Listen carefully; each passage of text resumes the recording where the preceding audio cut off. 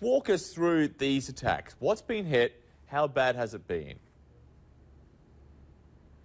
Well, John, as you mentioned, just yesterday, the most recent attack was against those two very public institutions here in Israel, El Al, the national carrier, and the Tel Aviv Stock Exchange. Now, both these attacks targeted the public websites of these institutions. It did not, however, disrupt service of their core function, either flight operations or trading. But these attacks are just the latest in a series of cyber attacks that have Israeli authorities worried here. Basically, these attacks have come at the hands of people describing themselves as pro-Palestinian hackers from Saudi Arabia. And just a couple of weeks ago, thousands of names and credit card numbers of Israelis were released by one of these, released by one of these Saudi hackers onto a public internet space. And we also saw last week the public hacking of the deputy foreign minister's website here. And this came a day after, John, he made a public speech calling these cyber attacks terrorism.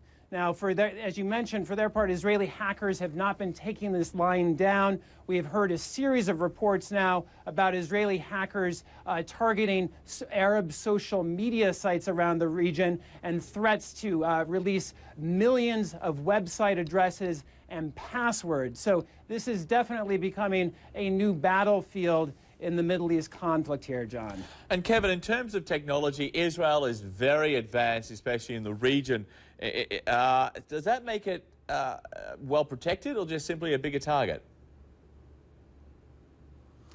Well, I think it cuts both ways for Israel. I mean, Israel is well known for and prides itself on being the other Silicon Valley. It's the home of hundreds of successful high-tech startups. It's the home of instant messaging, the computer firewall. So, this sort of, reputation it has makes it a prime target for hackers wanting to bring Israel down a peg. But what Israeli security sources here say, and computer experts say, is that the attacks we've seen thus far have not targeted crucial infrastructure. So what we haven't seen, we've seen attacks on public websites. That's one thing.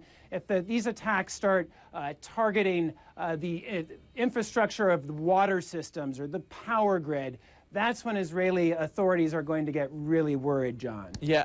And we know that in the past, Israel and/or the United States have both been accused of launching their own cyber attacks on Iran and its nuclear program. So when we look at these other attacks on Israel, is there any suggestion that they are in fact state-sponsored, all of these just rogue hackers, if you like, individual hackers?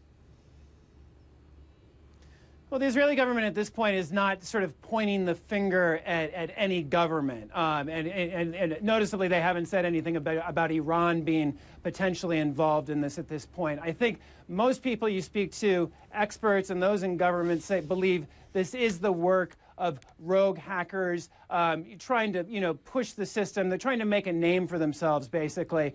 Again, the evidence being that these attacks have been on the public websites of organizations and institutions, not targeting the real infrastructure, the real hard-to-crack security systems within Israel.